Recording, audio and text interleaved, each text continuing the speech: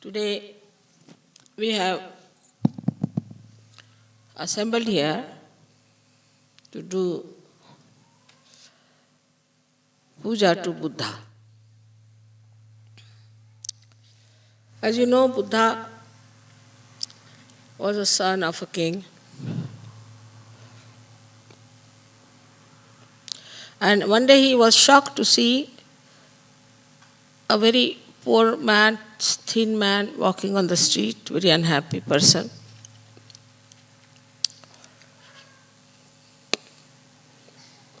And he felt very sad about it. Then he saw one person who was very sick and about to die. Then he saw a man who was dead, and people were carrying him to the cremation ground. This all upset him very much. And he started thinking about it and seeking what is the reason for all these happenings in human beings. Firstly, why do they become so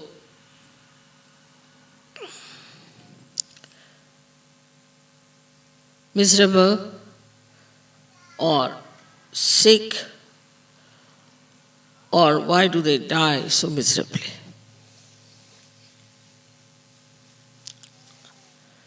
The reason he found out in his search, he went round the whole world, I should say, in the sense he read Upanishads, went to many gurus, went to many places of spiritual education, Banaras, everywhere he went.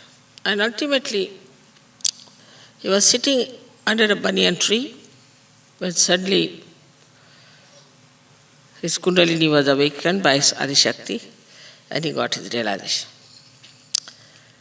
Then he realized that the reason for all this is the desire.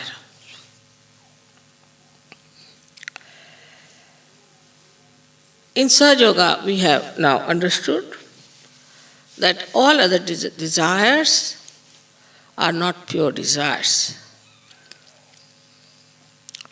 Firstly, whatever desires are fulfilled, we are not satisfied by it, first thing. And secondly, all these desires have a repercussion.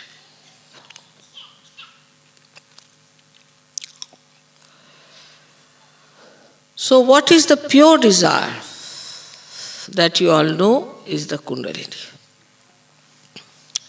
Kundalini is the power of pure desire which fulfills your pure desire to be the spirit, to be Buddha, to be enlightened. Buddha means a person who is enlightened.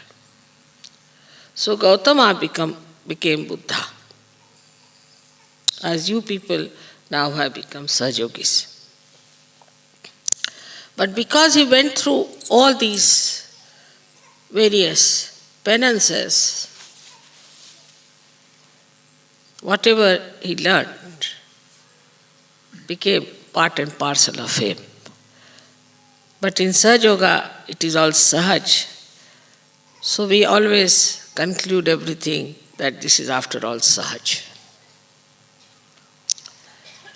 And when we try to work out anything, we always say, oh, it will work out spontaneously, it's all right, Mother will do for us. This is a common failing with Sahaja. So whether to put you all through that long process or to give you realization was a question before me. Because in these days of confusion, there cannot be much time to put you through all which Buddha had gone, and he was one individual, I had to put all of you. That would have been very difficult. I don't know how many would have sustained it. Most of them would have dropped out halfway, or maybe quarter of the way. So, it was done in a sahaj manner. You did not have to sit in a banyan tree. Ultimately, you got your realization. Your Kundalini was awakened. And you got your enlightenment. But that enlightenment which settled in Buddha is not settled in us because our chakras were not cleansed as he had cleansed his chakras. We had the same body, the same mind, and the same attitude when we got realization. As we were looking at the house of God, still we are looking at the house of God, but you have entered inside the house and you have to look out from the windows. This you forget. And though we are sitting now on a hilltop, out of all the congestion and all the traffic, still you see a car, you get frightened. You don't know you are sitting on top of a hill where your mother has put you nicely. And that is how you try to behave. When I get reports about Sahaja Yogis, I'm quite amazed that they do not know that they are realized souls now. That's why Buddha talked of desirelessness. It's not possible before realization. Even after realization, I find it's difficult. Some sort of a subtle desire exists, and where you have to work it out, we do not work it out saying that our ego will be catching. So wherever it suits us, we work that way. Wherever it suits, we work this way.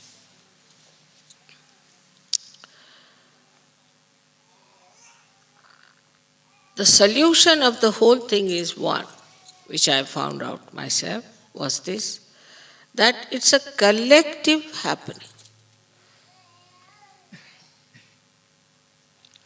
A person who is an individual can never get over his ego.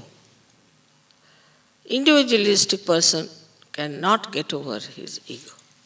The one who lives individually, wants to enjoy everything individually, can never get over his ego because you have not gone through all that penances. Or else, if you are an individual, then you better go through all these penances and then come back. So the solution is to wash all our chakras, cleanse our life in the collective. And this is what was the solution of the problem of ego. Formerly, everything worked out individually. Like that, to go to Himalayas, take some guru, then the guru will throw him out, then he'll go to another guru, then work there, then he'll throw it out. Then next life he'll be born again he'll be thrown out. Ultimately, if one guru accepts, all right, well, he's beaten up, he's tortured, he's cheated everywhere, hanged up, pressed down. And then, ultimately, if any guru gets nearer to any one individual, he would give him realization. This was the situation. But in Sahaja Yoga, the door is open, anybody can come in. Anybody. Get your realization. Because I have faith in collectivity. This collective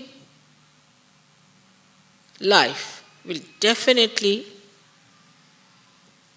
give you what Buddha got through his individual efforts.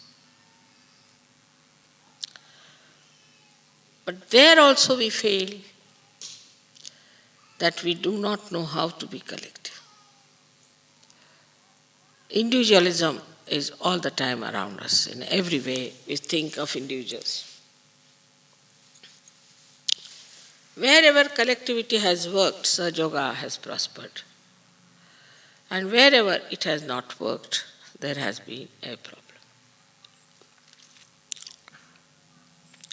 So it is very important that we should look at ourselves and see for ourselves and see how much collective we are.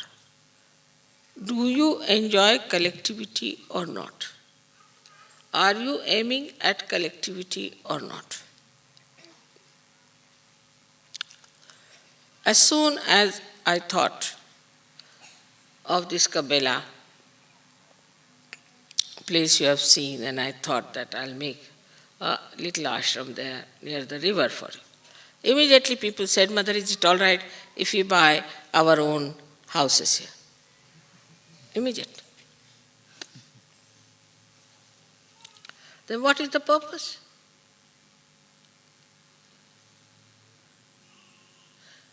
And then they will call me, Mother, please come to my house for dinner. Please come to my little house for some tea. I'm not interested.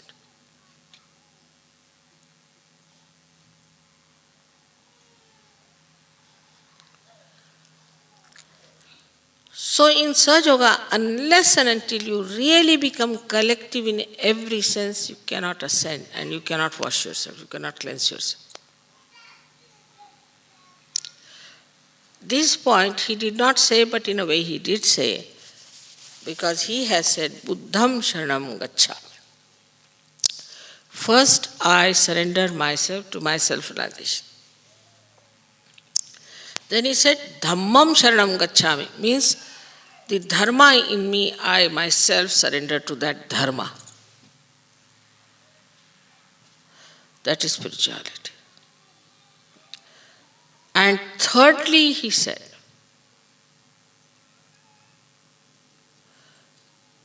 Sangam Sharanam Gacchami. Sangha means collectivity. I surrender myself to the collectivity. But he did not know how to give mass realization at that time. So he got hold of disciples who had to shave off their heads, whether you are a queen or a king, who had to wear only one cloth, whether you are a man or a woman, who had to have only one mat to sleep in a big hall, no husband and wife, no marriage, nothing. And they had to beg their food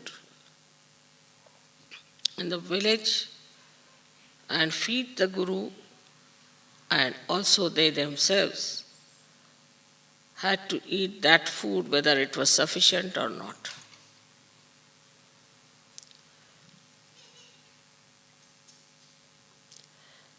That is not in Sahaja Yoga. Everything is enjoyable in Sahaja Yoga from the very beginning. And you are supposed to be absolutely joyous people in Sahaja Yoga. That is there. But the joy of the collectivity, if you do not know how to enjoy, then you cannot ascend. Because there's not a way out. What is the other penance? For some people, even collectivity is a penance till they start enjoying it. And they are very troublesome. This is not good, very critical. Some of them stay in the ashram and criticize everything all the time. This is not good, I don't like this, I don't like that.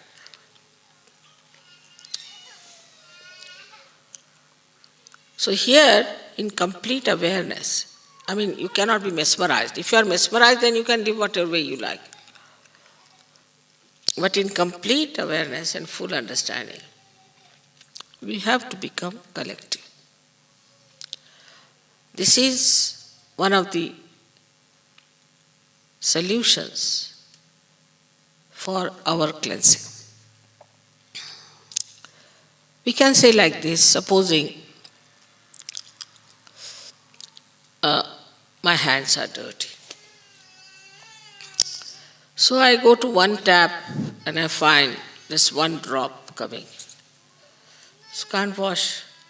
So I go to another place, there's no water.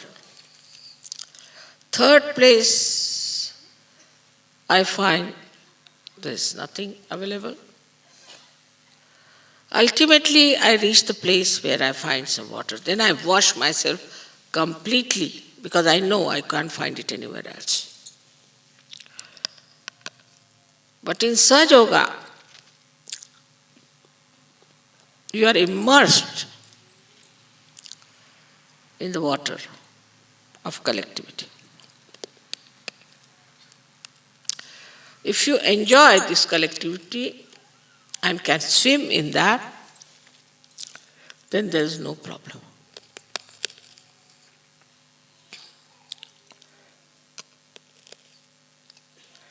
Buddha, as you know, is working on our right side, on our Agya.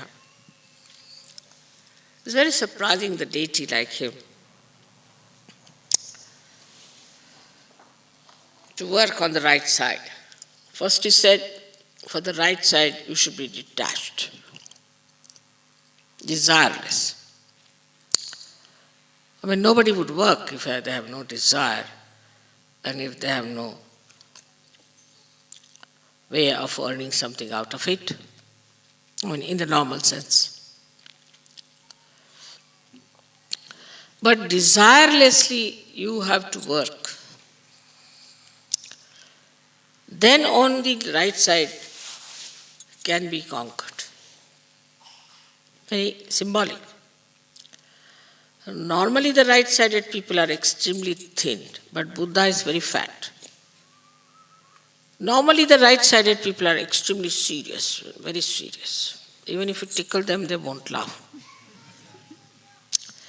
But Buddha is laughing all the time with his both hands and enjoying himself. See the contrast. So, when you are working without any desire, only then this state can be achieved that you'll be all the time laughing. But those who feel that we are doing this work with certain desire. I mean, some are very low-level people, want to make money, some this, that nonsense, that goes on. But it becomes even subtler and subtler and subtler. As you become subtler, the desires start becoming subtler and subtler and subtler. And if you are not careful, it just comes up.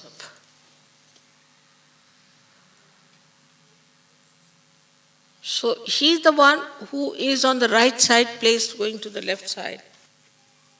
He is the one who has said that you have to be desireless on the right side. What a contrast. Especially in the West, I have seen people do a little bit of what have they done? I lifted that spoon. With the spoon they sit down. And they are surprised to see me that I am not tired. But I don't do anything. I have no desires. Actually, I never do anything. I am just nishkriya. I am just doing nothing.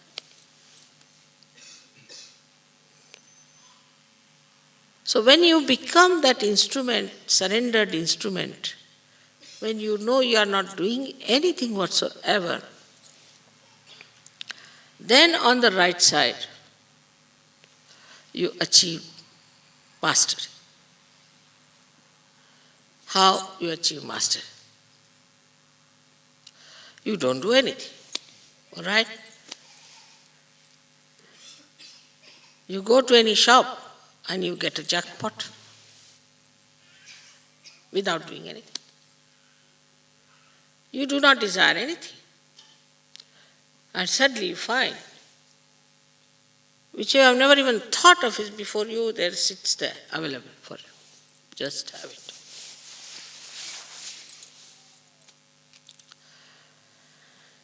So, with a desire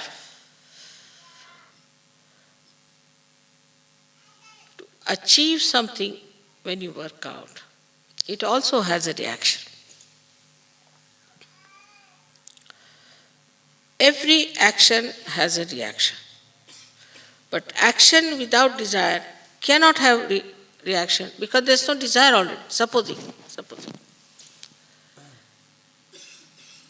I get lost somewhere on the way.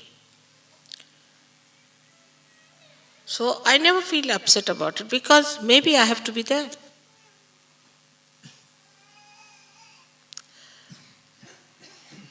Supposing I want to I have to buy some, say, like a castle, take it like that. So people I have to buy, you see, that's different than desiring. I mean, it also came in my neck suddenly. I just said that I have to live in Italy, so must buy a house. They showed me a castle. And this turned out to be no good. All right, doesn't matter. Then the second one, everybody got attached. You must buy this at any cost. This.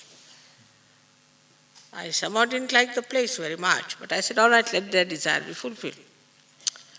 It so happened that they were all uprooted and they had to buy another one which they didn't want to buy.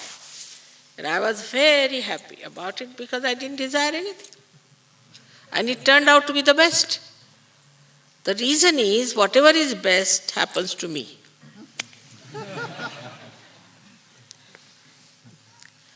So whatever happens to me, I know is the best. Is all for my good. Is for the good of Sahaja Yoga. Now anybody criticizes Sahaja Yoga is very, very good, excellent. Like in India, first of all, there was a magazine where Rajneesh used someone to speak against me. But that lady had stolen some of my photographs and had given the photographs as well. And everybody in my family was so angry, my brothers, my husband, they wanted to sue the paper. I said, I don't like this idea of suing the paper or anything.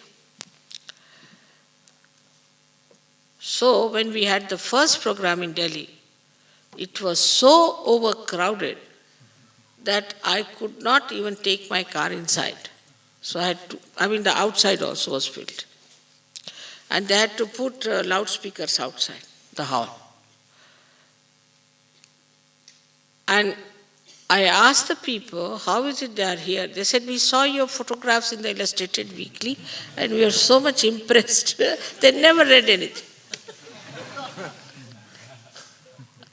Not a word. And they were all there. One of them is Harsh, and so many of them have come from there. Just seeing the photograph. So if she had stolen the photograph, it was for our good. And normally we would have paid a lot of money to publish something. Without paying any money, it was there. And then these people, you see, my family people, they saw that this magazine was closed for 6 months and they had to go into a terrible loss. I didn't desire that either.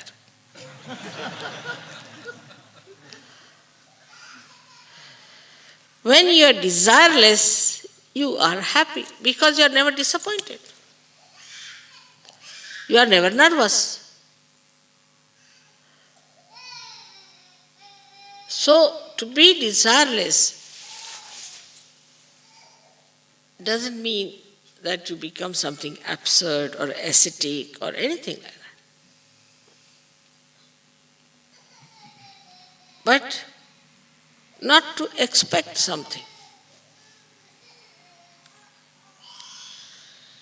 If I do like this, then this will happen. If I do like this, that will. Not to worry. Do what you want to do. One thing you should know, that nothing bad can happen to you. and something bad is happening, that's something wrong. I'll tell you another thing. This time, first time I fell down a little bit, not much. So they said you can't go out of the house at all, you cannot move out because it's raining and you will develop arthritis. I can never develop anything like that, but doesn't matter. So I was made to stay in the house and I wrote this book in that. It was nice, I fell down. Otherwise, they would have said, come here, come. All my family was there for a holiday. Thank God. I got these 4 or 5 days, I wrote this book. So make the best of all disappointments.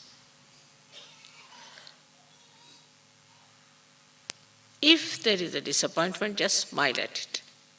And know for it is for your good to discover something new, to find out something better. But the conditioning is so strong. That's why I say be in the collective. Now, for example, we have Indians, we have got French, we have this, that, and all that. All their conditions are around them. Still. For Indians must have Indian food wherever they go. It's a very difficult situation. That way you people are better. You eat every sort of, even you eat wretched Indian food. Yeah, I don't like very much Indian food myself. It's not very nourishing. It's more tasty, but not nourishing. But you don't mind eating any food whatsoever. That's a good thing about it. But your desires are another, little different, which you know very well, I need not tell you. Like I told ladies not to carry too many cosmetics and heavy things with them. But whenever they come, the men break their hands picking up their big suitcases.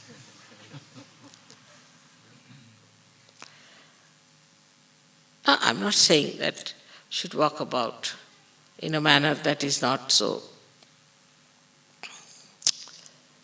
decent, but for that, keep to minimum. Or else there is a competition with the leader always. Somebody will be there. But in the West, what I find, not so much for food, but for house, even in India. If you marry an Indian wife, she'll try, or a Greek wife also, will try to keep the husband to herself. It's a common thing, I've seen it. They are something like Indians. And they spoil the ascent of the husband and theirs also. It's a fact. And very dominating. Indian women won't be dominating, but they will try to control the husband, to have another house of their own. But they don't know, Indians don't know collectivity. They are very individualistic.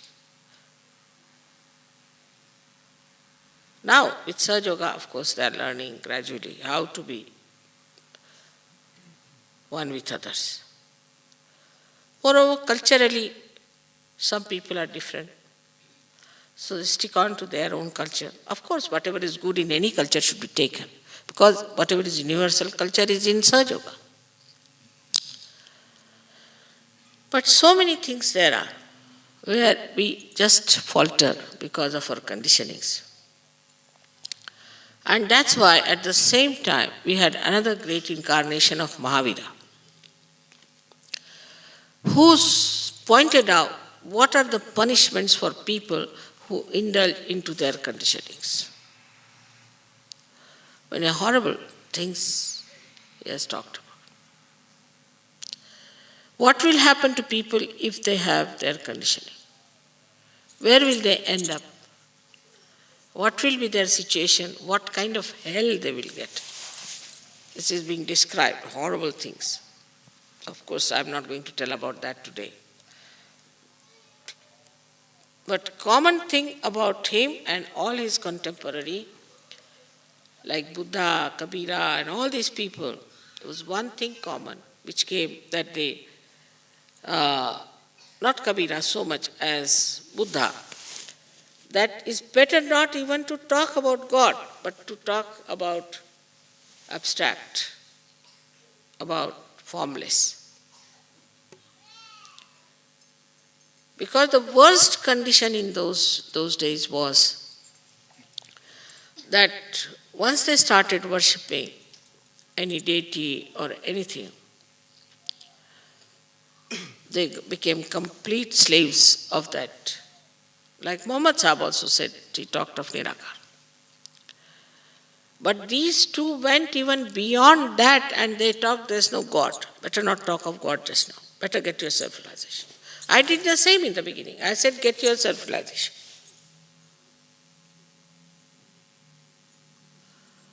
Because anybody can start, I am God. So they never talked about God. Not at all.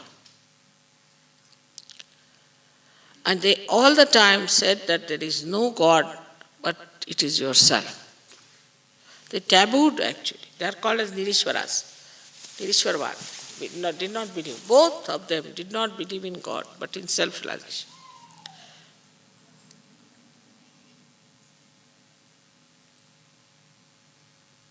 They knew that I had to come and tell you about it. So Buddha has talked about the future Buddha, which is Matraya. Ma is mother, who is in three forms. Mahakali, Mahalakshmi, Mahasaraswati. Any Buddhist, if you ask him to ask the question of Matraya, he gets his realization just then.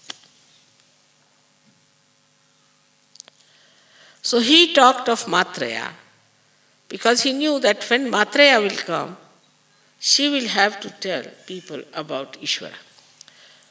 According to them, the people had not yet reached that stage that you could tell them about Ishvara. So they said there is no God.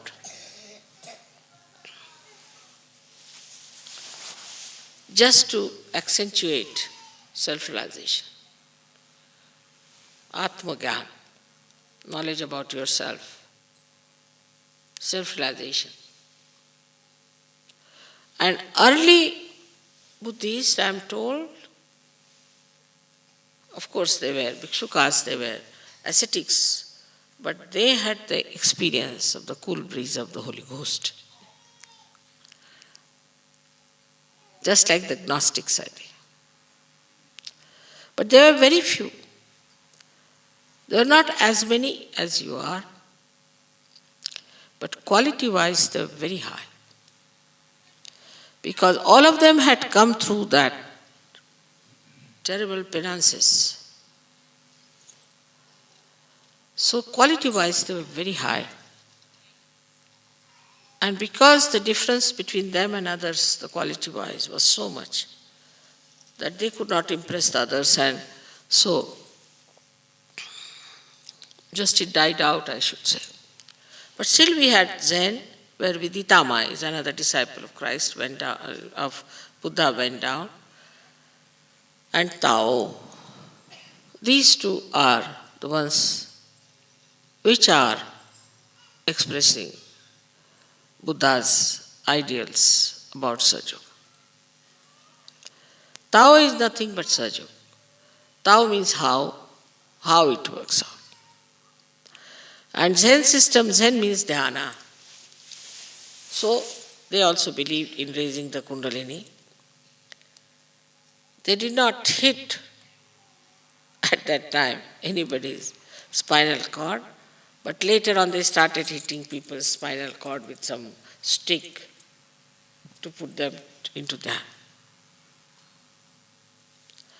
So Tao and Zen both are offshoots of the same Buddhism, in the real sense of the word, I should say,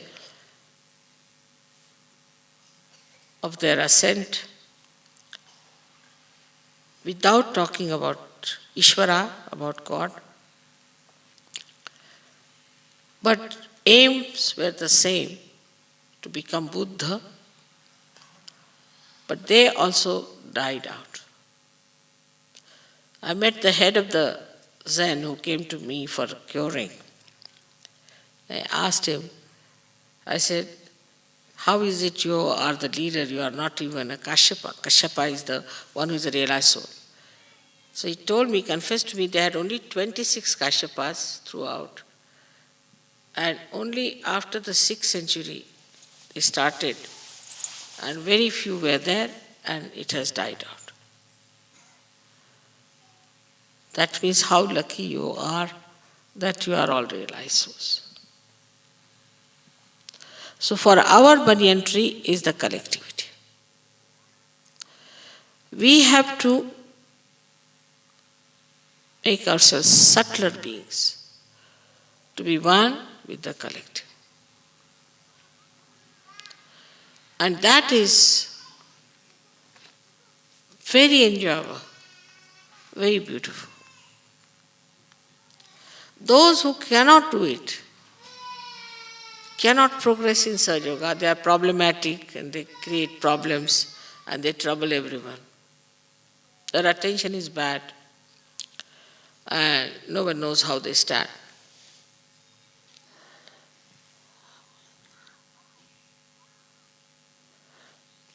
So Buddha's message is, of course, is not to develop ego.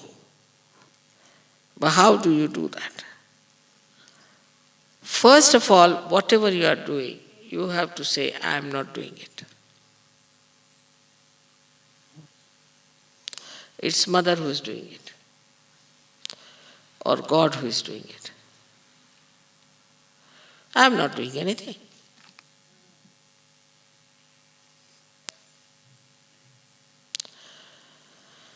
But if you feel that you are doing something for Sahaja Yoga, it's better you stop doing it. But you should say, it came my way, I didn't do anything, I was just there, that's all. Then you have achieved a great deal.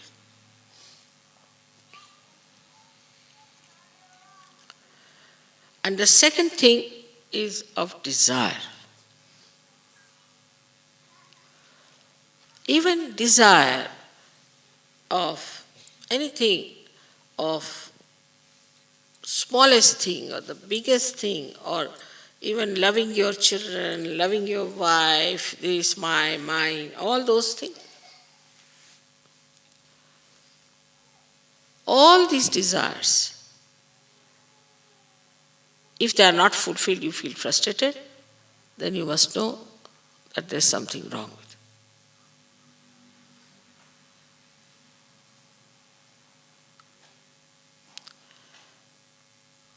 But if you understand the sense of collectivity, then you can ascend very fast. I would say Indians are extremely religious, disciplined people in a way. But they are lacking in collectivity. If they could come up to collectivity, they can shoot off. The only nation which I have found very good is Russia.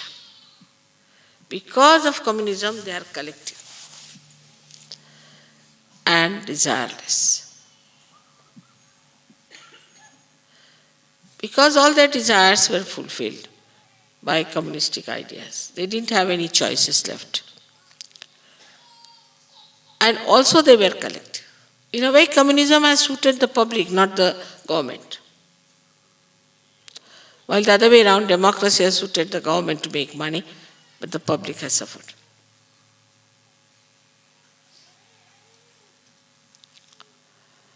So we are people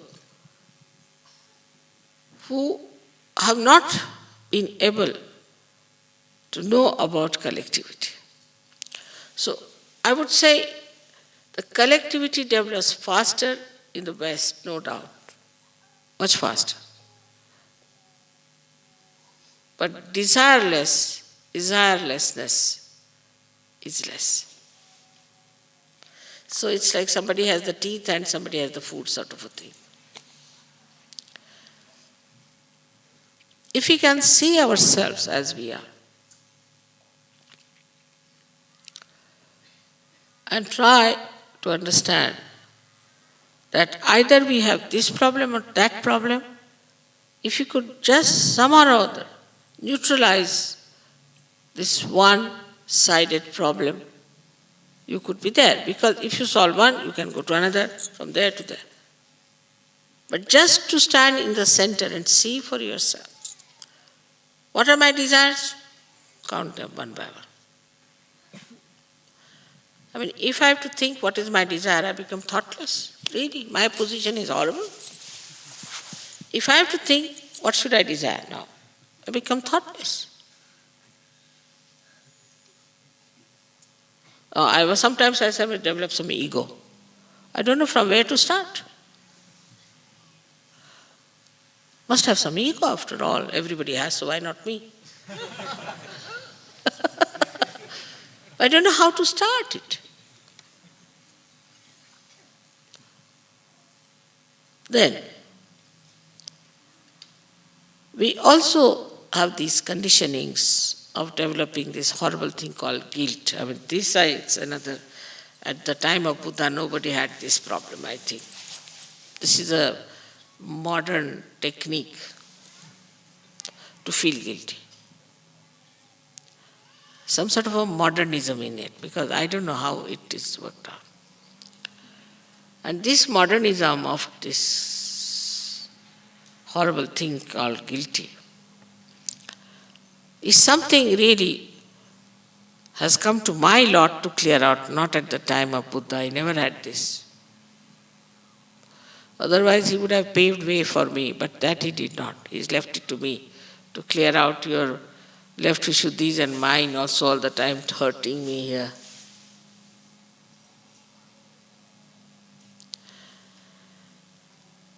So this horrible thing, especially Western mind, Indians don't have guilt to it, nothing.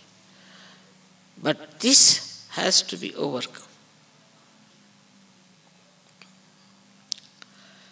As you know, that Buddha and Mahavira both support the center of Agya.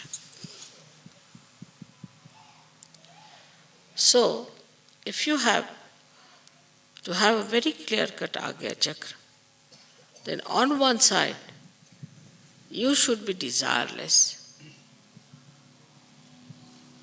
You should forgive. Ksham.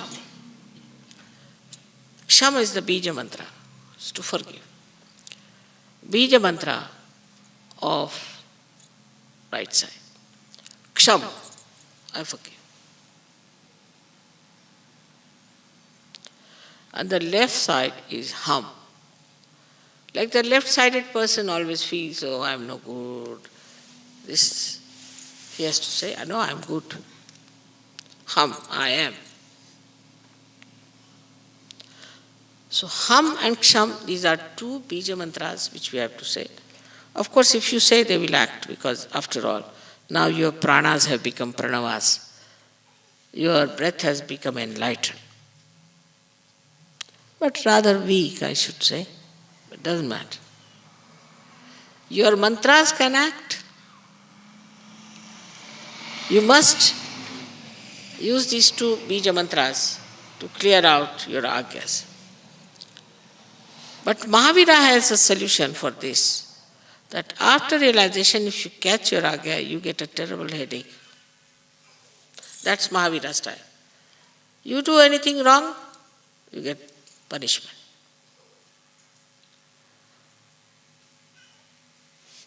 You indulge into anything, you are punished. You go against Sahaja Yoga, you are punished. I am not doing it, it's Mahavira. Simultaneously working. If you try to be overly smart, you are outsmart. So these two forces are working from the right, left to right. If you overdo right, then the left hits you hard. If you overdo left, then the right hits you hard. Both of them are really like double-pronged attacks. One says don't have desire. All right, you have desire. Punished, this side. Like some people say, I must have children, I must have children. You give them the children, they say, Mother, why this horrible child you have given me is such a horrible thing.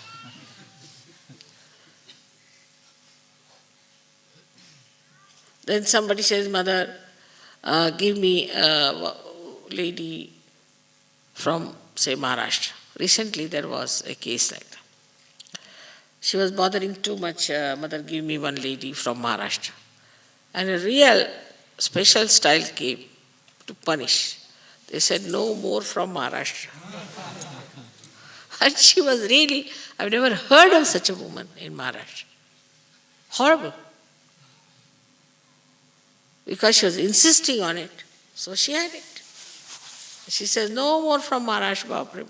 No, I said, everybody is excellent. This was an exceptional case, came just to punish you. So to have any desires, if you cross a certain limit, you are punished, and that is done by Mahavira. In a small way or a big way.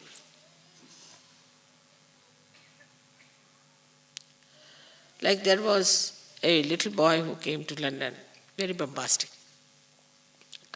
And he wanted to buy something for himself. I took him to an ordinary shop, and there was a very nice coat, full wool and all that. He wouldn't buy. I want to go to a big shop. I said, all right. So I said, I'm not coming. I sent his father. He came back with an artificial coat from that shop without knowing that it was artificial.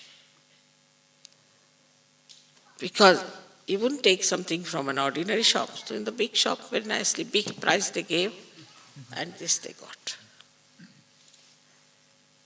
Every minute, Saj Yogis must know that there is a Mahavira sitting around.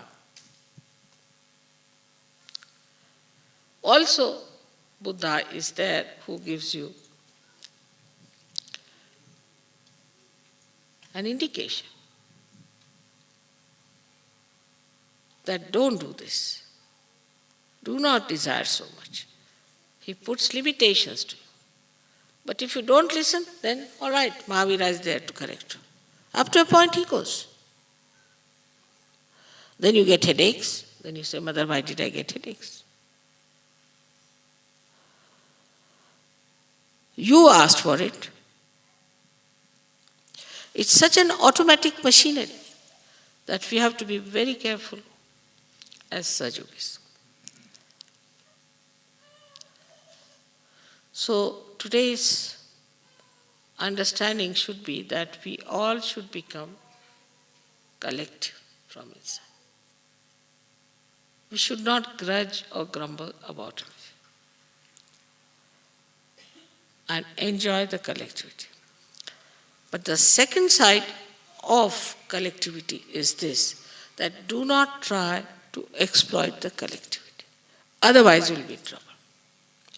Like I've seen some people don't know how to use their bathrooms.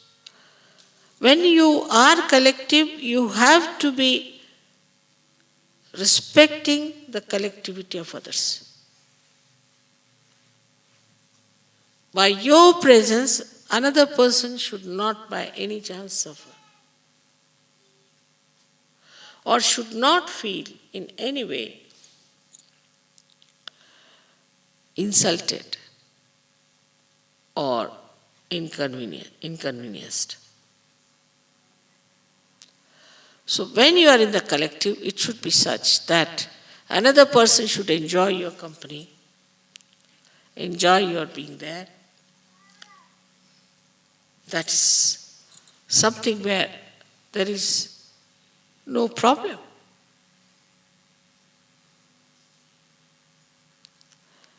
But if you are demanding and if you are asking for things and you think no end of yourself, you cannot at all collective by any chance, but you will suffer for that. Automatically you will suffer. If this is realized and understood properly, your agya is solved.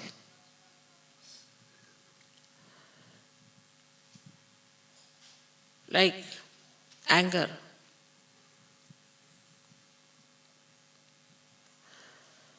People always boast, I'm very angry with you. Boast. But just make that anger into forgiveness. And you'll see the person, instead of you getting into problems, he will get into problems. Anger will upset you, but forgiveness will upset him automatically. It's the biggest weapon you have got is to forgive. And this is shown in Buddha's character throughout.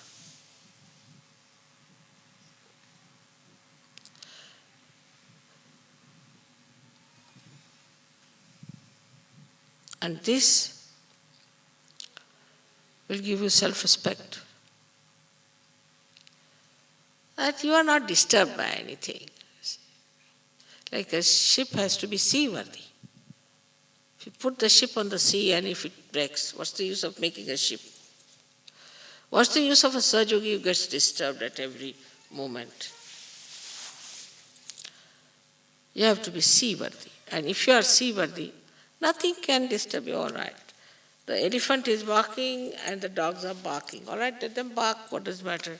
The elephant looks this side like that, sometimes takes some water and blesses them with water. All right, quieten down, so that your head will be cooled down. That will give you self-esteem. And you will know what you are, much higher than others.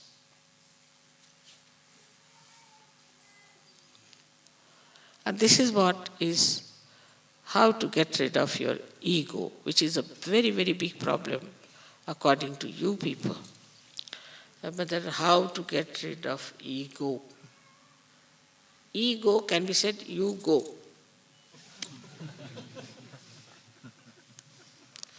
When this I-ness goes away, the self rises. What is there to feel hurt? What is there to feel bad? What is there to hurt others? All right, you are cheated. Very good, at least you have not cheated anyone. Be happy about it. But once you are without ego, means you have surrendered yourself. No one can cheat you.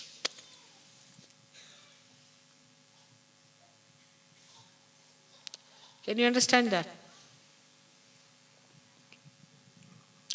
No one can cheat you. Because there is some higher force which is looking after.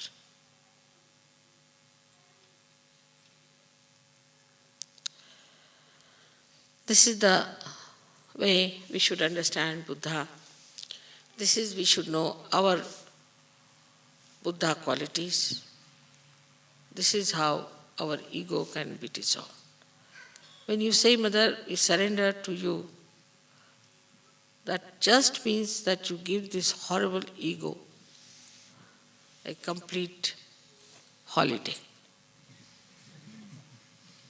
It means that. That is how this ego disappears. And I think all your just now, ragas are opened out, most of you, somehow. And then you laugh at everything. You make fun of yourself. Just enjoy everything. May God bless you.